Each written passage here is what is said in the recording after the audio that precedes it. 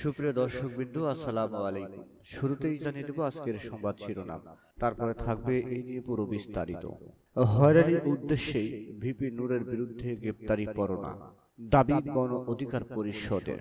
গণ অধিকার পরিষদের সাধারণ সম্পাদক মোহাম্মদ রাশেদ খান বলেছেন, ভিন্নমত দমন ও সরকার বিরোধীদের মধ্যে ত্রাস সৃষ্টি করতে এবং হয়রানির উদ্দেশ্যেই গণ অধিকার পরিষদের সভাপতি নুরুল হক নূরের বিরুদ্ধে গ্রেপ্তারি পরোয়ানা জারি করা হয়েছে। রাজধানীর পুরানো পল্টনের আল রাজি কমপ্লেক্সে গণ অধিকার পরিষদের অস্থায়ী কার্যালয়ে সংবাদ সম্মেলনে লিখিত বক্তব্যে তিনি এসব কথা বলেন। রাশেদ খান বলেন, ঈদ এবং নববর্ষের আনন্দের রেশ কাটতে না কাটতেই সরকারের ফ্যাসিস্ট আচরণ শুরু করেছে। সংবাদ মাধ্যমে আপনারা সবাই লক্ষ্য করেছেন, 2022 সালে ছাত্রলীগের এক নেতার করা ভিত্তিহীন একটি মামলায় চট্টগ্রামের আদালতে গতকাল নুরুল হক নূরের বিরুদ্ধে গ্রেপ্তারি পরোয়ানা জারি করা হয়েছে। তিনি বলেন, ডিজিটাল নিরাপত্তা আইন বিলুপ্ত হয়ে সাইবার নিরাপত্তা আইন হলেও 2022 সালে নুরুল হক নূরের বক্তব্য প্রধানমন্ত্রী শেখ হাসিনা ও তৎকালীন শিক্ষা উপমন্ত্রী মুহিবুল হাসান চৌধুরী নওফেলের কথিত মানহানির অভিযোগে ডিজিটাল নিরাপত্তা আইনের হয়রানিমূলক মামলাটি করেছিলেন ছাত্রলীগ নেতা শাহরিয়ার।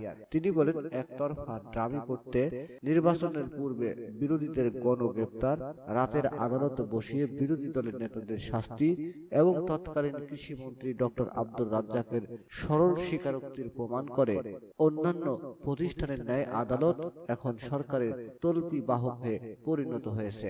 বিচার ব্যবস্থা কার্যত এখন সরকারের হাতে বাক্সবন্দী। সাবেক প্রধানমন্ত্রী বেগম খালেদা জিয়া ও ডক্টর ইউনূস যার ভুক্তভোগী। রাশেদ খান বলেন, দেশে এক গভীর রাজনৈতিক ও ভয়াবহ অর্থনৈতিক সংকটের মধ্য দিয়ে যাচ্ছে। একদিকে সরকারি দলের নেতাকর্মীদের চাঁদাবাজি, লুটপাট, অর্থ পাচারের জিনিসপত্রের অস্বাভাবিক দাম বৃদ্ধি, বৈদেশিক মুদ্রার সংকট, অন্যদিকে দেশের অভ্যন্তরে কেএনএফ এর মতো সশস্ত্র গোষ্ঠীর উত্থান। তিনি বলেন, গণ অধিকার পরিষদ বরাবরই দেশের স্বাধীনতা সার্বভৌমত্বের প্রশ্নে আপোষহীন। বাংলাদেশের অভ্যন্তরীণ রাজনীতিতে ভারতের হস্তক্ষেপ, সীমান্তে হত্যা এবং 54 অভিন্ন নদীর ন্যায্য হিস্সা না দেওয়ার প্রতিবাদে বাংলাদেশের জনগণ যখন দেশের ভারতীয় আগ্রাসনের বিরুদ্ধে সরব হয়ে ভারতীয় পণ্য বর্জন করছেন, ঠিক সেই সময় সংবাদ সম্মেলনে উপস্থিত ছিলেন গণ অধিকার পরিষদের উচ্চতর পরিষদের সদস্য আবু হানিফ, সহসভাপতি বিপ্লব কুমার পোদ্দার, ঢাকা মহানগর উত্তরের সাধারণ সম্পাদক আব্দুর রহিম সহ আরো অনেকেই। নিউজটি সম্পূর্ণ দেখার জন্য সবাইকে ধন্যবাদ। বাংলা নিউজের পরবর্তী আপডেট পেতে আমাদের চ্যানেলটি সাবস্ক্রাইব করুন।